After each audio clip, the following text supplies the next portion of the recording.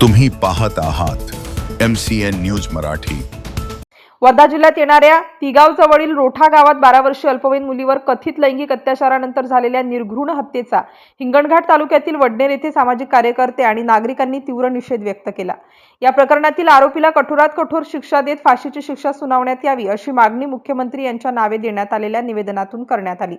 मंगळवार दिनांक 15 जुलै 2026 वडनेर येथे गुरुदयाल सिंग जुनी यांच्या नेतृत्वाखाली नागरिकांनी मोर्चा काढून घटनेचा निषेध नोंदवला।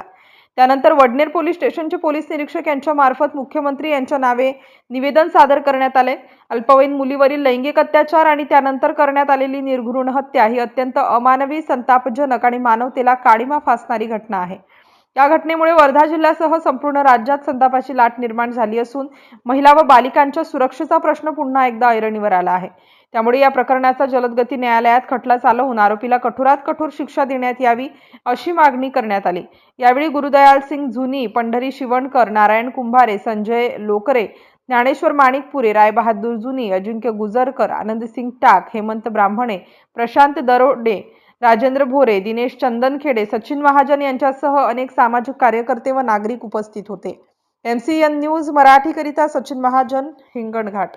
त्याने हत्या करणं यासाठी वडनेर पोलीस स्टेशनला वडनेर गावातील नागरिक आहे, मात्र या ठिकाणी काही निवेदन देत आहे। आपण त्या संदर्भात जाणून घ्या काय आरोपीला काय सांगितलं जी आता 16/7/2026 जी वर्धा नदी जवळच रोठा येथे जी समजा 12 वर्षीय मुलीवर जो समजा अमानवी कृत्य करून तिचा जो जीव घेणी जो प्रयत्न झाला की तिच्या जीवानं जो मारलं, तर त्याच्यामुळं पूर्ण वर्धा जिल्ह्यात सामाजिक पातळीवर दुःखाचा डोंगर कोसळला।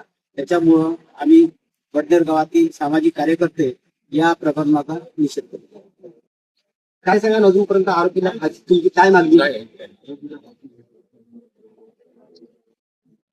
मित्रांनो नमस्कार।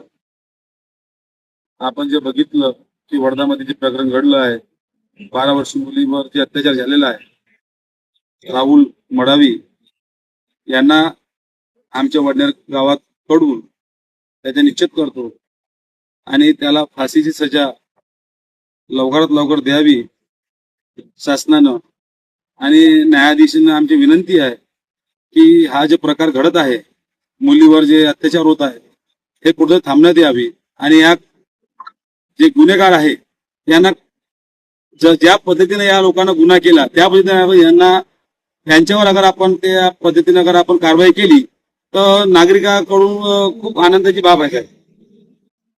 आमचे माननीय पालकमंत्री साहेब, माननीय मुख्यमंत्री साहेब यांना पण आमची विनंती आहे की आपण लवकरात लवकर या प्रकरणामध्ये दखल देऊन आरोपीला फाशीची शिक्षा व्हावी,